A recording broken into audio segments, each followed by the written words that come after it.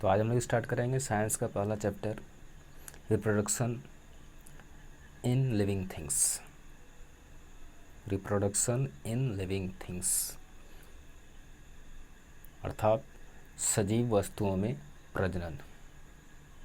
So let's begin. All living things reproduce. सभी सजीव वस्तुएं प्रजनन करती है। Reproduction is the process of producing young ones. यानी प्रजनन क्या है? तो अपने ही समान नए बच्चे को जन्म देने की प्रक्रिया है। It means producing again. इसका अर्थ है पुनः उत्पादन करना। Both plants and animals produce their kinds. Plants और एनिमल्स दोनों ही अपने समान बच्चे को जन्म देते हैं। Reproduction in plants and animals takes place through different processes. पौधे और जानवरों में रिप्रोडक्शन यानी कि प्रजनन अलग अलग प्रक्रियाओं से होकर गुजरती हैं, होती हैं। Reproduction in plants take place through seeds.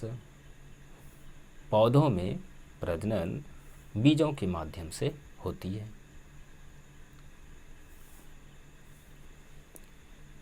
Now in details, plants reproduce through seeds.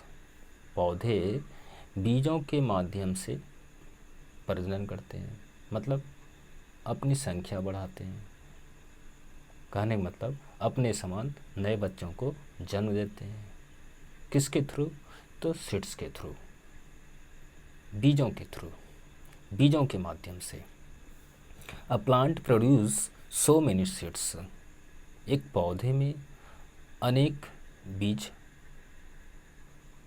Produce करने की क्षमता होती है। कहने का मतलब यहाँ इस सेंटेंस के हिसाब से हम लोग ये कहेंगे कि a plant produces so many seeds. एक पौधा अनेक बीज का उत्पादन करता है, अनेक बीजों का निर्माण करता है। All this seeds do not grow into new plants.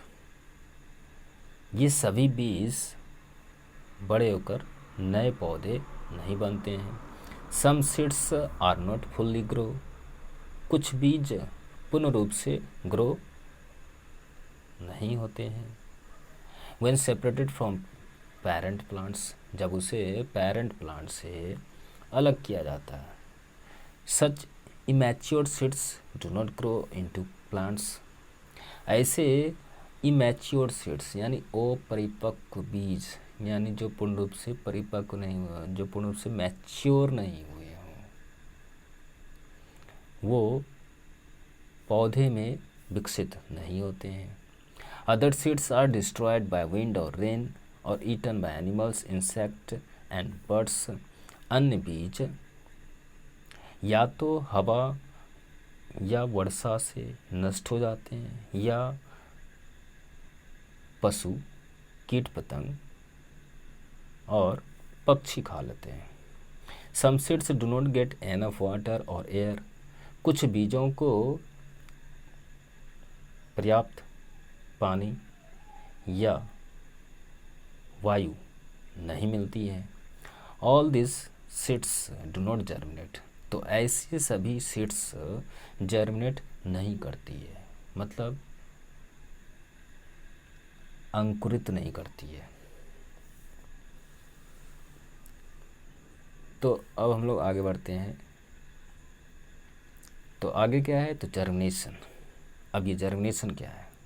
तो the process of development of seed into a seedling is called germination. यानी एक बीज से छोटे पौधे का विकास होने की प्रक्रिया जर्मिनेशन कहलाती है। अब एक एक्टिविटी हम लोग समझते हैं यहाँ पर कि टेक 4 प्लेट्स, 4 प्लेट लो। अब करना क्या है? तो टेक सम ग्राम सीड्स, कुछ चने का बीज लो।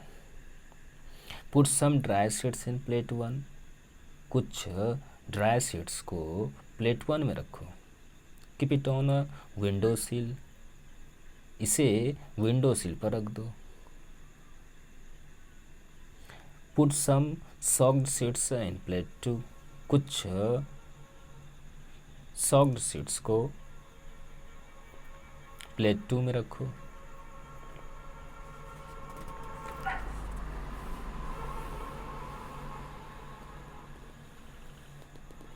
और अब नेक्स्ट पेज की तरफ चलते हैं। सॉक देम इन वाटर, अब क्या कहता है कि उसे वाटर में डुबो दो। Keep this plate also on the window sill, इसे भी यानी इस प्लेट को भी विंडो सिल पर रख दो। Put some soaked seeds in plate 3, कुछ सॉक्ड सीड्स को प्लेट 3 में रखो। पुट इट इनसाइड रेफ्रिजरेटर, अब इसे एक रेफ्रिजरेटर में रख दो। Put some soaked seeds on moist cotton in plate 4, कुछ सॉक्ड सीड्स को मॉइस्ट कॉटन में प्लेट 4 में रखो। And keep it also on the window sill, और इसे भी विंडो सिल पर रख दो। Keep the cotton moist all the time, हर समय या हर बार कॉटन को मॉइस्ट रखें। Now note the result after 2 to 3 days, अब 2 से 3 दिन के बाद रिजल्ट को नोट करो। तो this will be as following, तो यह इस प्रकार होगा। क्या होगा? Seeds in plate 1 do not germinate due to absence of water, plate 1 में रखा हुआ बीज जर्मिनेट नहीं करता है, अंकुरित नहीं करता है। क्यों? तो due to absence of water, water के एब्सेंस के कारण, पानी के अनुपस्थिति के कारण। Seeds in plate 3 do not germinate as there is no warmth, plate 3 में रखा हुआ बीज जर्मिनेट नहीं करता है, अंकुरित नहीं करता है, क्योंकि इसमें गर्मी नहीं होती है। Seeds in plate 4 do not germinate as do not get air, plate 4 में रखा हुआ बीज जर्मिनेट नहीं करता है, क्योंकि as they do not get air, क्योंकि उसे एयर नहीं मिलता है।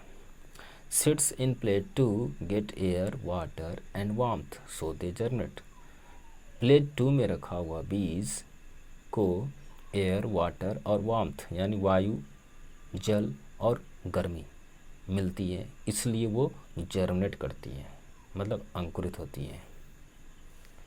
Seeds require air, water and warmth to germinate, अर्थात हम लोग इससे यही निष्कर्ष निकालते हैं कि बीजों को एयर, वाटर और वार्मथ की ज़रूरत होती है टू जर्मिनेट, अंकुरित होने के लिए, अंकुरन के लिए एयर, वाटर और वार्मथ की ज़रूरत होती है, मतलब वायु, जल और गर्मी, इन तीनों की ही ज़रूरत होती है। Seeds need air to breathe, बीजों को सांस लेने के लिए एयर की ज़रूरत होती है। They absorb water so that the food stored in them is available in soluble form, way water को इसलिए एब्जॉर्ब करते हैं, इसलिए सोखते हैं, ताकि उसके अंदर स्टोर फूड सॉल्युबल फॉर्म में यानी घुलनशील रूप में उपलब्ध हों। It also helps to break the seed coat, यह सीड कोट को यानी बीजों के ऊपरी परत को तोड़ने में भी मदद करती हैं, जिससे बेबी प्लांट बाहर निकलते हैं। Warmth is needed for the sales of the seeds to become active, बीजों के सेल्स के लिए, उसे एक्टिव बनने के लिए ये गर्मी की ज़रूरत होती है। Warmth is needed. Now stages in germination, अंकुरण की अवस्थाएं। सोक सम, अब एक्टिविटी 2 है, हम लोग इसे ध्यान से सुनेंगे। सोक सम ग्राम सीड्स इन वाटर, कहता है कि कुछ चने के बीज को वाटर में डुबो दो। सोक मीन्स डुबोना। Compare them with dry gram seeds, उसकी तुलना सूखे हुए चने के बीज से करो। नोटिस करो कि अ सॉक्ड सीड इज स्वॉलन, एक पानी में डुबोया हुआ बीज स्वॉलन मतलब फुला हुआ होता है। Because it has absorb water, क्योंकि इसने वाटर को एब्जॉर्ब किया है, वाटर को सोखा है, पानी को सोखा है। Its seed coat has become soft, इसका सीड कोट, इसके बीज की परत यानी बीज के खोल मुलायम हो गए हैं। Now put this soft seeds on a piece of wet cloth tied over the mouth of a jar. अब क्या कहता है कि इन सॉफ्ट सीड्स को यानी पानी डुबे हुए सीड्स को रख दो क्या चीज़ पर, एक गीले कपड़े के टुकड़ों पर। Tied over the mouth of a jar, jar के माउथ के ऊपर बंधे हुए गीले कपड़े के टुकड़े पर रख दो। Note the stage of germination after 1, 2 and 3, 1, 2 और 3 दिन के बाद जर्मिनेशन के स्टेज को नोट करो। ऑन डे 1 यानी पहले दिन, a tiny shoot will come out, एक छोटा सा शूट बाहर निकलेगा, मतलब तने का अंश। ऑन डे 2 दूसरे दिन, the root grows downward and the shoot grows upward towards sunlight, जड़ नीचे की ओर ग्रो करती है और शूट यानी तना यानी धड़ तंत्र, धड़ का हिस्सा सूर्य की तरफ ऊपर की ओर ग्रो करती है। तो दिस इज अ सीडलिंग, इसे सीडलिंग कहा जाता है यानी एक छोटा पौधा कहा जाता है। On day 3 it becomes bigger and the seed lips shrink, तीसरे दिन यह और बड़ा हो जाता है। And the seed lips shrink, और बीज के पत्ते सिकुड़ जाते हैं। तो इस तरह से हम लोगों ने देखा कि कैसे जर्मिनेशन के स्टेज होते हैं, अंकुरण की अवस्थाएं होती है, कैसे कैसे अलग अलग जैसे जैसे दिन बढ़ती जाती है उस तरह से कैसे कैसे वो अपने में बदलाव लाती जाती है। और अब हम लोग चलते हैं नेक्स्ट पेज की तरफ। नाउ डिस्पर्सल ऑफ सीड्स, बीजों का बिखराव। Plants can not move, plants move नहीं कर सकते। Their seeds are scattered by wind, water and animals, उसके बीज विंड, वाटर और एनिमल्स के द्वारा बिखरते हैं। The process of scattering of seeds away from the mother plant is called dispersal, mother plant से बीजों के बिखरने की प्रक्रिया डिस्पर्सल कहलाती है। Wind, water and animals are the agents of dispersal, wind यानी हवा, वाटर यानी पानी और एनिमल्स और पशु, ये तीनों डिस्पर्सल के एजेंट्स हैं यानी उसके सहायक हैं। Now the dispersal by wind, हवा के द्वारा बिखराव कैसे होता है। तो सीड्स ऑफ कॉटन, मडार एंड हिप्टेस और लाइट, कपास, मदार और हिप्टिस, जिसका हिंदी मतलब है माधवी लता, ये तीनों के बीज हल्के होते हैं। लाइट मीन्स हल्का। दे हैव हेयर और विंग्स, उनके केस होते हैं या पंख होते हैं। They can be easily dispersed by wind, वे आसानी से हवा के द्वारा बिखर सकते हैं। Now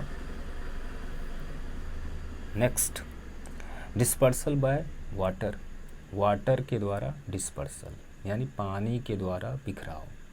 the lotus fruit has a spongy part, lotus fruit के यानी कमल के फूल के स्पॉन्जी पार्ट होते हैं यानी गद्देदार, रुई की तरह गद्देदार अंश होते हैं, अंग होते हैं। Coconut has fibrous cover, coconut के रेशेदार कवर होते हैं यानी उसकी खोल होते हैं। Both can float in water,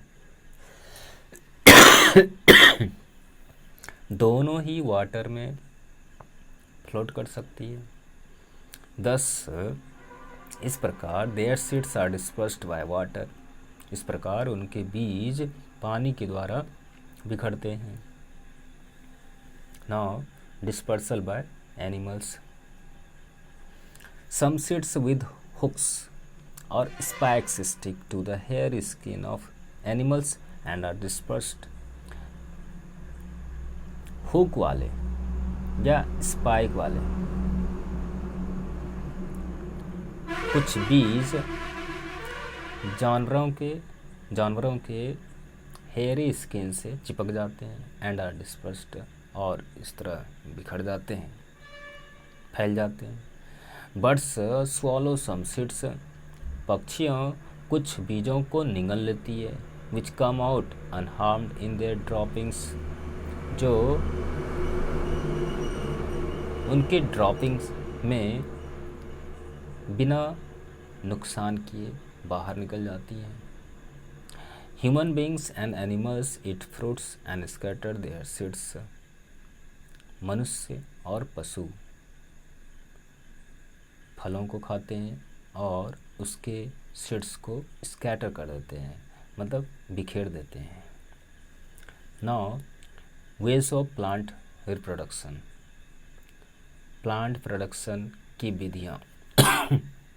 आखिर किस तरह से पौधे प्रजनन करते हैं। Flower help plants to reproduce, फूल पौधे की प्रजनन करने में मदद करते हैं। A fruit is formed from a flower, एक फल फूल से बनता है। Fruits can contain seeds, fruit में बीज होते हैं। New plants grow from seeds, नए पौधे बीजों से निकलते हैं। Seeds are dispersed by wind water and animals, बीज विंड वाटर और एनिमल्स के द्वारा डिस्पर्स होते हैं, मतलब बिखरते हैं। नाउ वेजिटेटिव प्रोपगेशन, अब ये क्या है, तो द रिप्रोडक्शन मल्टीप्लिकेशन और propagation of new plants with the help of any part of parent plant is called vegetative propagation, यानी पेरेंट प्लांट के किसी भी हिस्से की मदद से नए पौधे का प्रजनन करना,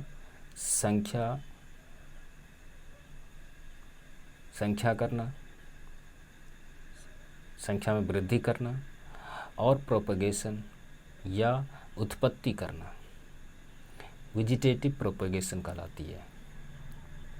it is done through root, stem और leaf and the vegetative parts of the plant, यह रूट, स्टेम या लीफ के द्वारा होता है and the vegetative parts of the plant, और प्लांट्स के वेजिटेटिव पार्ट्स के द्वारा भी होती है।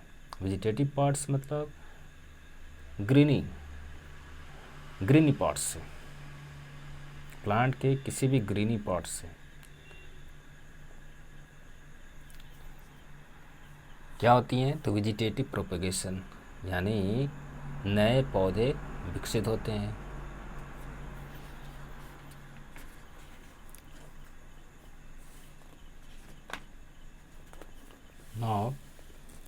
मल्टीप्लाइंग बाय यूजिंग स्टेम, यानी स्टेम का यूज़ करके मल्टीप्लाई करना। The roots of sweet potato are swollen due to food. Sweet potato के रूट्स, यानी स्वीट पोटैटो मतलब क्या, शकरकंद की जड़ें भोजन के कारण स्वोलन हो जाती हैं, मतलब फूल जाती हैं। On its body are several depressions is called an eye. इसके बॉडी पर अनेक डिप्रेशन होते हैं, मतलब अनेक गड्ढे होते हैं, जिसे आई कहते हैं, जिसे आँख कहते हैं। The from an eye a new potato plant is formed. एक आँख से एक नए पोटैटो प्लांट का निर्माण होता है। Potatoes, onions and ginger are underground stems. ये सभी क्या है, तो अंडरग्राउंड स्टेम्स हैं। कौन कौन, तो पोटैटो, ऑनियन और जिंजर यानी अदरक। ऑनियन मीन्स प्याज एंड पोटैटो मीन्स आलू। If you put an onion, a piece of potato और a piece of ginger in the soil, यदि आप मिट्टी में एक प्याज या एक टुकड़ा आलू या एक टुकड़ा अदरक रखते हैं, अ new plant will come out from each of this pieces, तो एक नया पौधा इन पीसेस से या इनसे बाहर निकलेगी। These are buds in these pieces. इन पीसेस में, यानी इन सभी में क्या होते हैं, बर्ड्स होते हैं, यानी कली होते हैं, या हम लोग उससे उस हिस्से को बर्ड्स कहते हैं जहाँ पर गड्ढे होते हैं, जिससे that grow into new plants.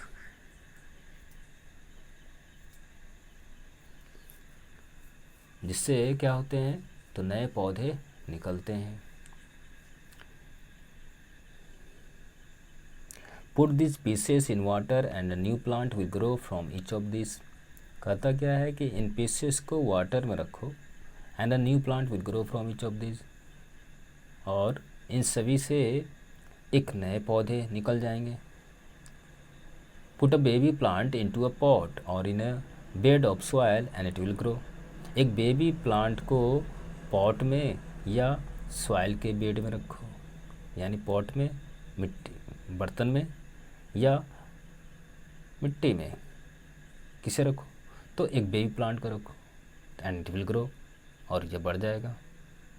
N onion is called a bulb. अब एक ओनियन को बल्ब कहा जाता है। Bulb is a bud. Bulb ही क्या है, तो एक बर्ड है। Which is shaped like a bulb, जो बल्ब के जैसा होता है, बल्ब के जैसे आकार का होता है। Flowers of gladioli lilies and tuberoses grow from bulbs. Gladioli, lilies और ट्यूबरोजेस के फूल बल्ब से निकलते हैं।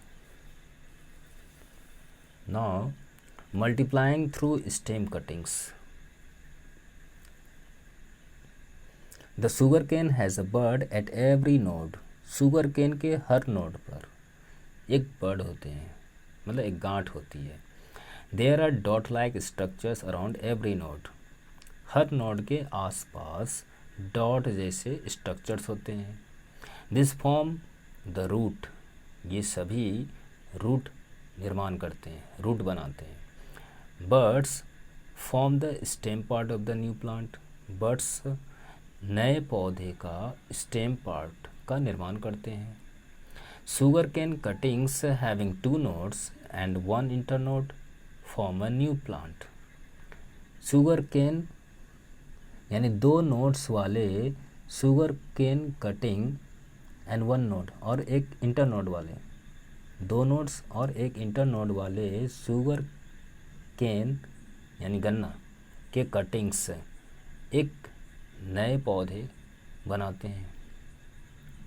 यानी एक ऐसा गन्ने का कटा हुआ टुकड़ा जिसमें 2 नोड हों और एक इंटरनोड हो, वे एक नए पौधे बनते हैं, बड़े होकर वे एक नए पौधे बनते हैं।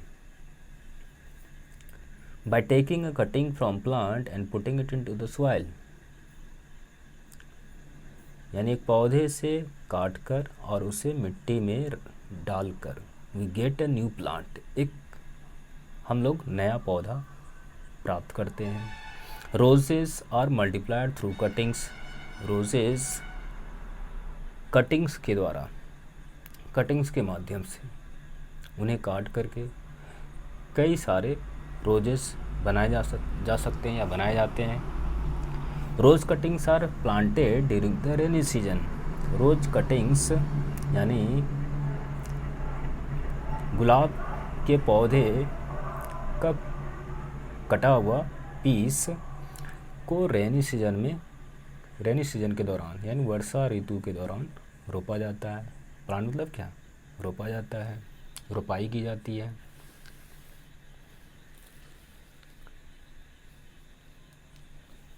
The cuttings grow into plants, और कटे हुए पौधे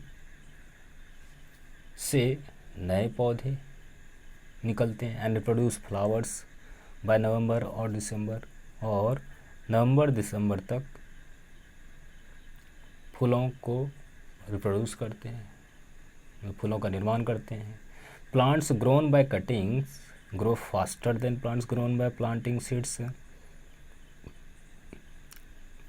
काट कर तैयार हुए पौधे बीजों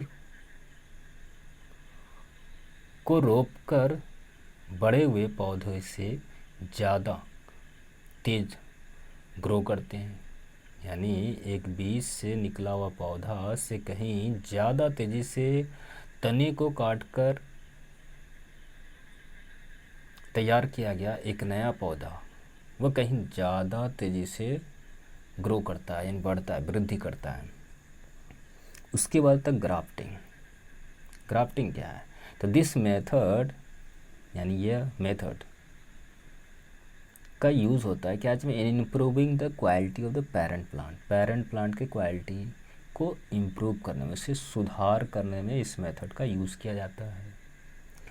the cutting from a good variety is put on the cut portion of the plant, cutting from a good variety यानी एक अच्छे वैरायटी के, एक अच्छे किस्म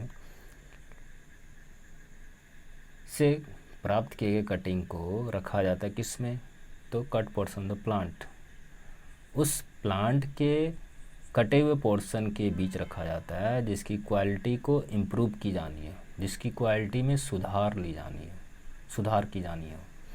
तो this cutting becomes a part of the plant in due course, निर्धारित समय में यह कटिंग्स उस पौधे का एक हिस्सा बन जाता है। Fruit plants are improved by grafting, fruit plants grafting के द्वारा इम्प्रूव किए जाते हैं। और अब उसके बाद अगला मेथड है लेयरिंग। अब लेयरिंग क्या है, ये कौन सी मेथड है? अब जैसे jasmine plant is grown by method known as layering, jasmine plant को यानी बेली या चमेली जिसे हम लोग कहते हैं, यानी बेली या चमेली के पौधे ग्रो करते हैं लेयरिंग एक मेथड के द्वारा, जिसे लेयरिंग कहा जाता है। अब इसमें क्या होता है, a healthy branch from the parent plant is bent, parent plant से एक हेल्दी ब्रांच को बेंड कर दिया जाता है, मतलब झुका दिया जाता है। फिर क्या होता है, the bend portion is partly buried in the soil, झुके हुए हिस्से को आंशिक रूप से मिट्टी में दबा दिया जाता है, बेरिड मतलब दबा दिया जाता है, क्या जिससे, मिट्टी में। Roots develop at this position, इस पोजीशन पर जड़ें विकसित होती हैं। And a new plant is formed, और एक नए पौधे का निर्माण होता है। Now multiplication by using leaves, पत्तियों का यूज़ करके, लिप्स का यूज़ करके मल्टीप्लिकेशन यानी पौधे की वृद्धि करना, पौधे का प्रजनन करना। Each leaf of the Bryophyllum plant has several notches. Bryophyllum plant के हर पत्ते में अनेकों नॉचेस होते हैं। Each notch has a bud. Her notch में एक बड होते हैं। Which forms a new plant. जो एक नए पौधे का निर्माण करते हैं। Thus, one leaf multiplies into many plants. इस प्रकार एक लीफ से अनेक प्लांट्स बनते हैं। तो this is an example of vegetative propagation. तो ये क्या है? तो वेजिटेटिव प्रोपेगेशन के एग्जांपल हैं, यानी किस किस तरह से पौधे का प्रजनन किया जा सकता है, यानी उसके समान नए पौधे को जन्म दिया जा सकता है। Now reproduction of plants with weak stems. कमज़ोर तने वाले पौधे का प्रजनन। Small grass plants have very weak stems. बहुत यानी जो छोटे छोटे घास के पौधे के बहुत ही कमज़ोर तने होते हैं। They cannot stand up erect. वे सीधे खड़े नहीं हो सकते हैं। Grass creeps along the ground. घास जमीन पर फैल जाते हैं। Side branches grow out of the creeping stem. और साइड ब्रांचेस क्रीपिंग स्टेम के से होकर निकलती हैं। They separate and grow into new plants. फिर क्या होता है? तो वे अलग होकर नए पौधे बनाते हैं। They are called runners. उन्हें रनर्स कहा जाता है। As they seem to run on the ground. क्योंकि वे ज़मीन पर दौड़ते हुए मालूम पड़ते हैं। New plants are formed by cutting this runners. नए पौधे का निर्माण इन रनर्स को काट करके किया जाता है। दस plants spread like a green carpet on the ground. इस प्रकार पौधे एक ग्रीन कारपेट की तरह, एक हरे चादर की तरह, हरे दरी की तरह, कारपेट मतलब दरी, एक हरे कारपेट की तरह फैलती हैं। कहाँ फैलती है? तो ऑन द ग्राउंड, ज़मीन पर। और अब बढ़ते हम लोग नेक्स्ट पेज की तरफ। Animals produce by laying eggs और giving birth to babies like them. पशु अंडे देकर या बच्चे को जन्म देकर प्रजनन करते हैं। Mammals give birth. बच्चे देने वाले प्राणी बच्चे को जन्म देते हैं। Birds lay eggs from which young ones take birth. पक्षियाँ अंडे देती हैं, फ्रॉम विच जिससे नए बच्चे जन्म लेते हैं। Now mammals give birth to babies. Mammals मतलब बच्चे देने वाले प्राणी, स्तनपायी प्राणी यानी दूध पिलाने वाले प्राणी। गिव बर्थ टू बेबीज बच्चे को जन्म देते हैं। Most mammals give birth to babies. अधिकांश मैमल्स बच्चे को जन्म देते हैं। वे soon become big and strong, जो शीघ्र बड़े और मजबूत हो जाते हैं। Bitch gives birth to puppies. कुतिया पपीज को जन्म देती है, यानी पिल्ले को जन्म देती है। कॉज गिव्स बर्थ टू काप्स। गाय बछड़े को जन्म देती है। Some animals give birth to one baby. कुछ पशु एक बच्चे को जन्म देते हैं। Some to 2, some to 4 and some to 6 babies. कुछ 2, कुछ 4 और कुछ 6 babies. Goat gives birth to 2 to 4 babies. बकरी 2 से 4 बच्चे को जन्म देती है। Bitch gives birth to 6 to 8 puppies. कुतिया 6 से 8 पिल्ले को जन्म देती है। This babies are fed on their mother's milk. ये बच्चे अपनी माँ का दूध पर भरण पोषण करते हैं, यानी पलते हैं, पोषित होते हैं।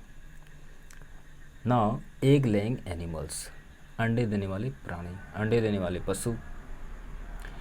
Fish, frogs, snakes and birds do not give birth to babies. मछली, मेढक, सांप और पक्षियाँ बच्चे को जन्म नहीं देती है। दे ले एग्स, वे अंडे देती है। There young once come out of the eggs, उनके बच्चे इस अंडे से बाहर निकलते हैं। दस they reproduce by laying eggs, इस प्रकार वे अंडे देकर प्रजनन करते हैं, अर्थात अंडे देकर अपने बच्चों की संख्या बढ़ाते हैं, अपने समान प्राणियों की संख्या बढ़ाते हैं। कैसे? तो बाय लेइंग एग्स, अंडे देकर। Now birds such as crows, eagles, sparrows, hens and peahens etc lay eggs. Birds जैसे कि क्रॉस यानी कौवा, ईगल यानी गरुड़, स्पैरो गौरैया, हैंस यानी मुर्गी और मोर, ये सभी अंडे देते हैं। Eggs have hard shells, eggs के हार्ड सेल होते हैं, इन कठोर कवच होती है। Which protect the young ones inside them, जो यंग वंस को अपने अंदर प्रोटेक्ट करती है, मतलब सुरक्षा प्रदान करती है, सुरक्षा करती है। ऑस्ट्रिच अ लार्ज बर्ड, एक विशाल पक्षी, शुतुरमुर्ग भी अंडे देकर प्रजनन करती हैं। Ostrich eggs are the biggest eggs, शुतुरमुर्ग का अंडा सबसे बड़ा अंडा होता है। Birds make nest to lay eggs, पक्षियाँ अंडे देने के लिए घोंसले बनाती है। They sit on the eggs to keep them warm, वे उसे गर्म करने के लिए अंडे पर बैठती हैं। तो दिस इज़ कॉल्ड इनक्यूबेशन, इसे इनक्यूबेशन कहा जाता है, मतलब अंडे को सेकना कहा जाता है। आफ्टर ए फ्यू डेज, कुछ दिनों के बाद, the eggs hatch into young ones, अंडे यंग बर्ड्स में बदल जाते हैं, यानी बड़े होकर यंग बर्ड्स बन जाते हैं, यानी छोटी पक्षियाँ, शिशु पक्षियाँ बन जाती हैं। Now snakes, turtles, frogs, lizards and crocodiles, तो these also reproduce by laying eggs, ये भी अंडे देकर रिप्रोड्यूस करती हैं, मतलब प्रजनन करती हैं। their eggs are also protected by cells, इनके अंडे भी सेल्स के द्वारा प्रोटेक्टेड होते हैं, मतलब सुरक्षित होते हैं। their eggs get warmth from the sun, इनके अंडे को सूरज से गर्मी मिलती है। the cells of some eggs are hard, कुछ अंडे का सेल्स हार्ड होता है, मतलब उसकी कवच, उसके खोल हार्ड होती है, मतलब कठोर होती है। The sales of other eggs are tough, अन्य अंडों के सेल्स यानी उसकी कवच टफ होती है। And leathery in the form of York, eggs store food for the young animals, York के रूप में एग यंग एनिमल्स के लिए भोजन इकट्ठा करती है। फ्रॉग्स ले एग्स, मेढक अंडे देता है। Eggs hatch into tadpoles, egg से टैडपोल निकलते हैं। Tadpoles grow into frogs, tadpole बड़े होकर मेढक बनते हैं। A tadpole looks more like a fish than a frog, एक टैडपोल मेढक से कहीं ज़्यादा एक मछली की तरह दिखता है।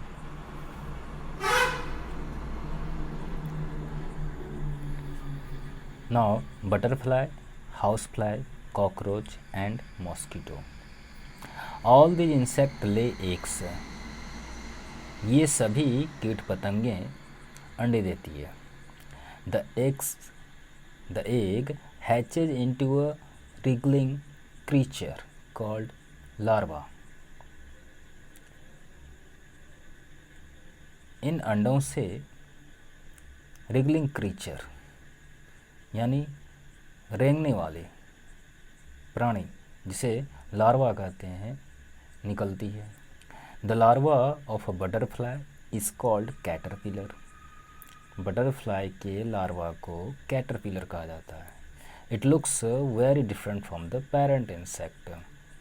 यह पेरेंट इंसेक्ट से बहुत ही अलग दिखता है। The larva plural of larva are very active. Larva बहुत ही एक्टिव होते हैं, मतलब बहुत ही सक्रिय होते हैं, मतलब बहुत ही फुर्तीले होते हैं। They eat a lot and grow fat. वे बहुत खाते हैं एंड ग्रो फैट और मोटे हो जाते हैं। Thus a larva grows into a pupa plural पेपोर। लार्वा इस प्रकार लार्वा बड़े होकर प्यूपा बनती है। The pupa grows into an insect.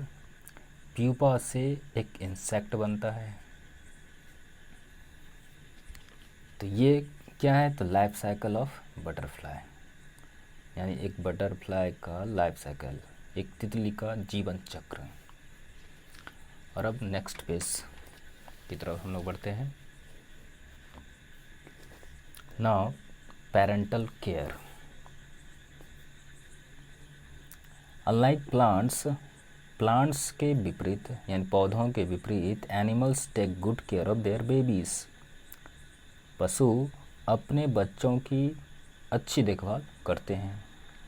They provide them shelter food and protection from enemies. वे आश्रय, भोजन और शत्रुओं से सुरक्षा प्रदान करती है।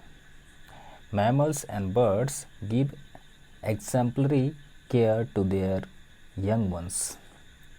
मैमल्स यानी स्तनपायी प्राणी और पक्षियाँ अपने बच्चों की काफ़ी देखभाल करती है। But snakes, lizards, frogs and insect do not take care of their young ones. लेकिन स्नैक्स यानी सांप, लिजर्ड्स, छिपकली, फ्रॉग्स, मेढक और कीट पतंगे अपने बच्चों की देखभाल नहीं करती हैं। तो इसी के साथ ये चैप्टर समाप्त होता है।